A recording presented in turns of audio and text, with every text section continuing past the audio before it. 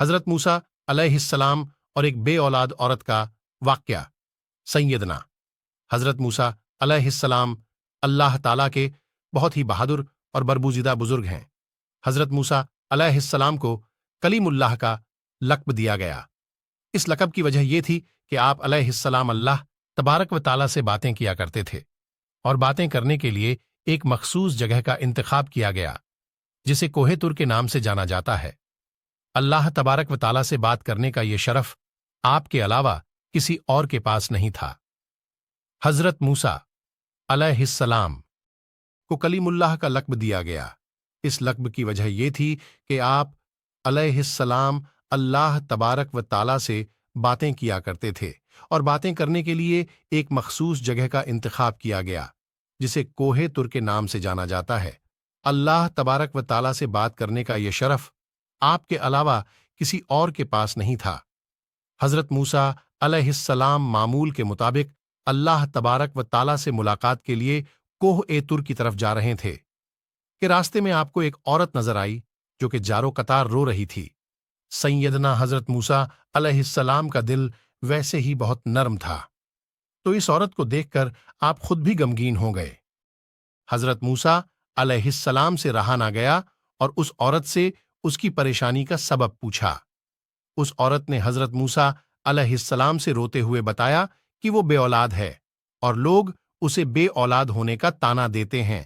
اس عورت نے حضرت موسیٰ علیہ السلام سے گزارش کی کہ وہ اللہ تبارک و تعالیٰ سے یہ دریافت کرے کہ اس کو کبھی اولاد ہوگی یا نہیں۔ وہ عورت جانتی تھی کہ حضرت موسیٰ علیہ السلام اللہ تبارک و تعالیٰ سے ہم کلام ہوتے ہیں۔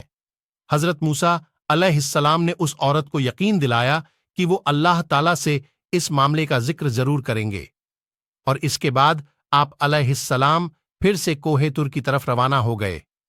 اللہ تبارک و تعالیٰ سے ملاقات کے دوران ہی حضرت موسیٰ علیہ السلام نے اس عورت کا ماجرا بیان کیا تو اللہ تعالیٰ نے حضرت موسیٰ علیہ السلام کو بتایا کہ اس عورت کی قسمت میں یہی لکھا ہے کہ اسے کبھی اولاد نہیں ہوگی، اور اس عورت کو چاہیے کہ اس پر جو آزمائش آئی ہے اس پر صبر کرے۔ حضرت موسیٰ علیہ السلام یہ بات سن کر بہت غمگین ہو گئے۔ جب حضرت موسیٰ علیہ السلام کوہ طور سے واپس لوٹ کر آ رہے تھے تو راستے میں وہ عورت اسی جگہ بیٹھی ہوئی ملی۔ وہ عورت حضرت موسیٰ علیہ السلام کا ہی انتظار کر رہی تھی۔ آپ علیہ السلام کو دیکھتے ہی آپ کے پاس آئی۔ حضرت موسیٰ علیہ السلام نے اللہ تبارک و تعالیٰ کا فیصلہ سنایا۔ عورت یہ سن کر اور زیادہ رونے لگی۔ حضرت موسیٰ علیہ السلام نے اس عورت کو تسلی دی اور یہ بھی سمجھایا کہ اللہ تبارک و تعالیٰ کے ہر فیصلے میں بہتری ہوتی ہے، اور یہ بھی کہا کہ تم صبر سے کام لو اور اللہ تبارک و تعالیٰ پہ بھروسہ رکھو۔ اولاد اللہ تبارک و تعالیٰ کی دین ہوتی ہے، وہ جسے چاہے بیٹیاں عطا فرمائے یا جسے چاہے بیٹے، اور جسے چاہے دونوں ہی عطا فرمائے۔ درویش کی دعا اور عورت کو اولاد۔ اس واقعہ کو بہت عرصہ گزر چکا تھا۔ ایک دن اس عورت کے گھر کے قریب ہی سے ایک درویش روٹی کا سوال کر رہا تھا۔ عورت کے کان میں جب اس درویش کی صدا پڑی تو اسے رک جانے کا کہا، اور کچھ دیر بعد اس کے لیے روٹی لے کر آئی۔ پھر درویش نے عورت کو اولاد عطا ہونے کی دعا دی، اور ایسا ہوا کہ اللہ تبارک و تعالیٰ نے اس درویش کی دعا قبول کر لی اور عورت کو اولاد کی نعمت سے نواز دیا۔ جب اس بات کی خبر حضرت موسیٰ علیہ السلام کے پاس پہنچی تو آپ علیہ السلام بہت حیران ہوئے، کیونکہ اللہ تبارک و تعالیٰ نے تو انہیں بتایا تھا کہ اس عورت کی قسمت میں اولاد کا نہ ہونا لکھا ہے، تو یہ کیسے ممکن ہوا؟ پھر جب حضرت موسیٰ علیہ السلام دوبارہ اللہ کے پاس کوہ طور پر گئے تو اس عورت کے معاملے کے بارے میں بھی دریافت کیا کہ جب میں نے آپ سے پوچھا تھا کہ اس عورت کی اولاد ہوگی یا نہیں تو اے میرے پروردگار، آپ نے فرمایا تھا کہ اس عورت کے مقدر میں اولاد ہے ہی نہیں، تو یہ کیسے ممکن ہوا؟ حضرت موسیٰ کا کوہ طور پر اللہ تعالیٰ سے ملاقات۔ اللہ تبارک و تعالیٰ نے حضرت موسیٰ علیہ السلام کے سامنے ایک شرط رکھی۔ آپ علیہ السلام کو انسان کا گوشت لانے کا کہا۔ جب اللہ تبارک و تعالیٰ انبیاء کرام کو کسی چیز کا حکم دیا کرتے تھے تو کوئی بھی اللہ تبارک و تعالیٰ سے سوال نہیں کرتا تھا، اس لیے سیدنا حضرت موسیٰ علیہ السلام نے بھی اللہ رب العزت کی اس شرط پر کوئی سوال نہیں کیا اور اپنی بستی میں جا کر لوگوں کو اللہ کا حکم سنایا۔ بستی کے لوگوں کو اللہ تبارک و تعالیٰ کا حکم بہت عجیب لگا اور سب کے دلوں میں خوف بیٹھ گیا کہ کہیں یہاں خون ریزی نہ ہونے لگے۔ جب کوئی بھی اپنا گوشت دینے پر راضی نہیں ہوا تو حضرت موسیٰ علیہ السلام مایوس ہو کر اللہ تبارک و تعالیٰ کے پاس واپس کوہ طور پر جانے لگے۔ پھر آپ علیہ السلام اپنی منزل کی طرف روانہ ہو گئے۔ آپ علیہ السلام ابھی کچھ دور ہی گئے تھے کہ اس درویش نے آپ کو پکارا اور کہا کہ ہو سکتا ہے کہ اللہ تبارک و تعالیٰ نے گردن کا گوشت مانگا ہو۔ پھر اس درویش نے اپنے گردن کا گوشت کاٹ کر آپ علیہ السلام کی پلیٹ میں رکھ دیا۔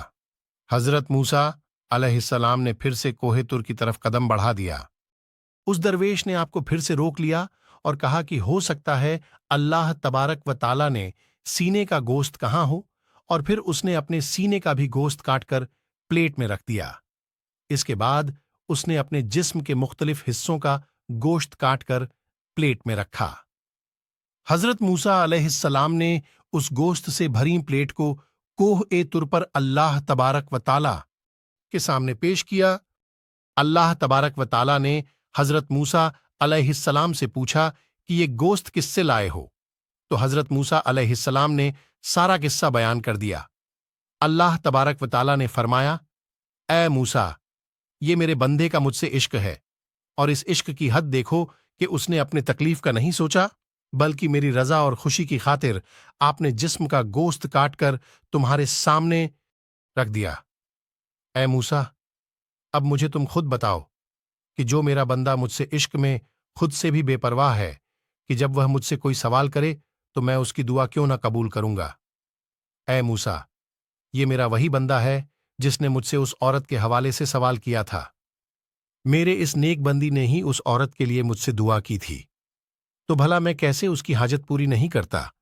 یہی وجہ ہے کہ میں نے اس کی تقدیر میں لکھے کو پلٹ دیا۔ جو بندے میری خاطر اپنے آپ کو قربان کرنے کے لیے راضی ہو جاتے ہیں تو میں ان کی بات کو کیسے رد کر سکتا ہوں؟ موسیٰ علیہ السلام اللہ کی یہ بات سن کر بہت حیران اور خوش ہوئے۔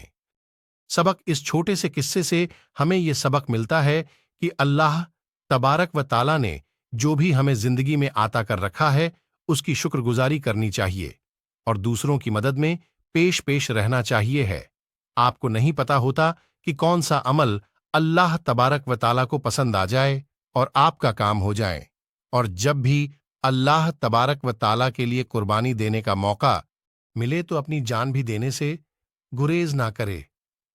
میرے پیارے مسلمان بھائیوں اور بہنوں، اگر آپ کو ہماری آج کی یہ معلوماتی واقعہ پسند آیا ہو تو اپنے دوستوں اور رشتہ داروں کے ساتھ شیئر کریں۔ جزاک اللہ خیرون کثیرا۔ اللہ ہم سب کا حامی و ناصر ہو۔